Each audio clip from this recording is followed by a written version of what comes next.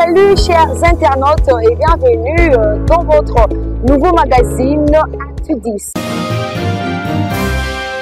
Débutons avec cette information. Après validation de pouvoir de 477 députés élus, le bureau provisoire que dirige Christophe Mbosso Nkodia a lancé un ultimatum aux élus cumulards, à savoir nos ministres, sénateurs, gouverneurs et autres autorités concernées par l'incompatibilité à l'article 108 de la Constitution. Sont concernés par cette mesure, conformément à l'article 108 de la Constitution, les premiers ministres Jean-Michel Samalou Condé et les autres membres de son gouvernement dont Vital Kamerhe, Christophe Lutundola, Peter Kazadi, Jean-Pierre Liaou, Jean-Lucien Boussa, les présidents du Sénat Modeste Bahati-Lukwebo et les autres députés élus ainsi que des gouverneurs des provinces. Les ministres et députés provinciaux sont aussi concernés par cette mesure.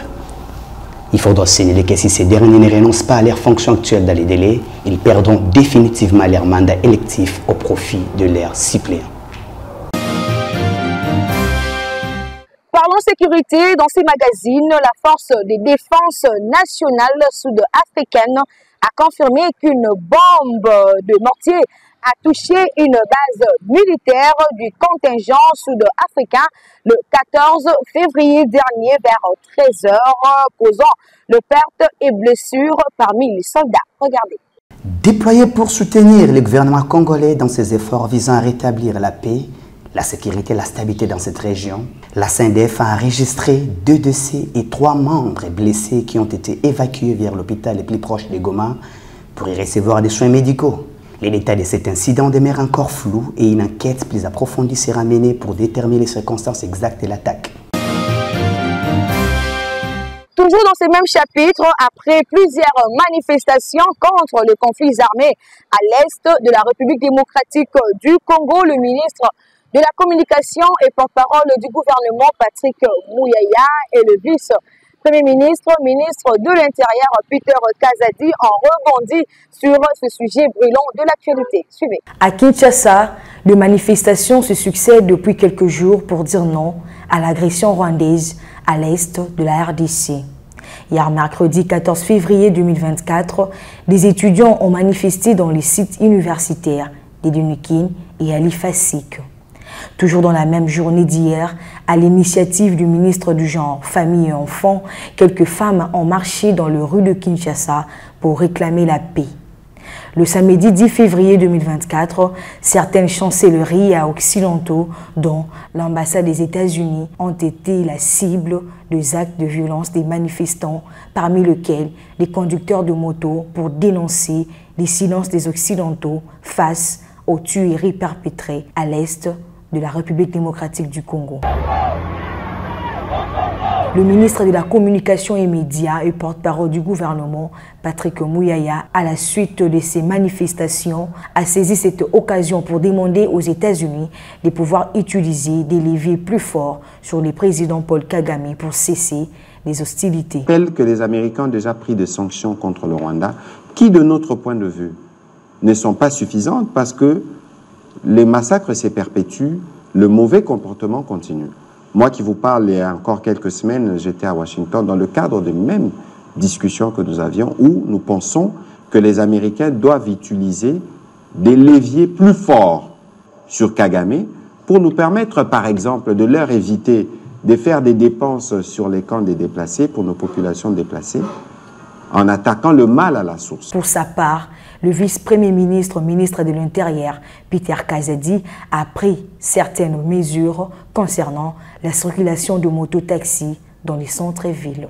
Nous avons rédigé un communiqué condamnant ces actes barbares. Nous avons, à cette occasion, réuni de nouveau la communauté des renseignements et avons pris quelques mesures, dont notamment celle interdisant l'accès des mototaxis à la commune de la Gombe.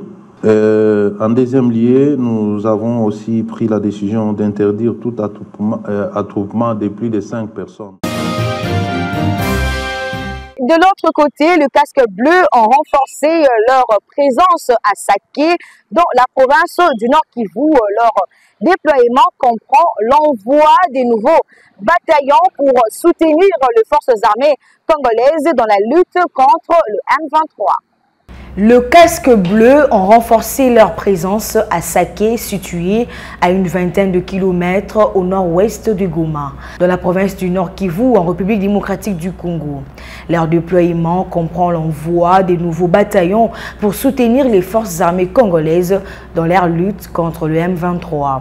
Un groupe rebelle soutenu par le Rwanda. L'objectif principal de cette présence est également d'assurer la protection du couloir humanitaire dans la zone des Mouesso, facilitant ainsi la fuite des civils vers les zones plus sécurisées selon les informations fournies par l'ONU. Des affrontements ont été signalés ce mercredi 14 février 2024 sur plusieurs collines dominant l'agglomération des Chacha le long de la route reliant Saké à Minova dans les territoires de Massissi.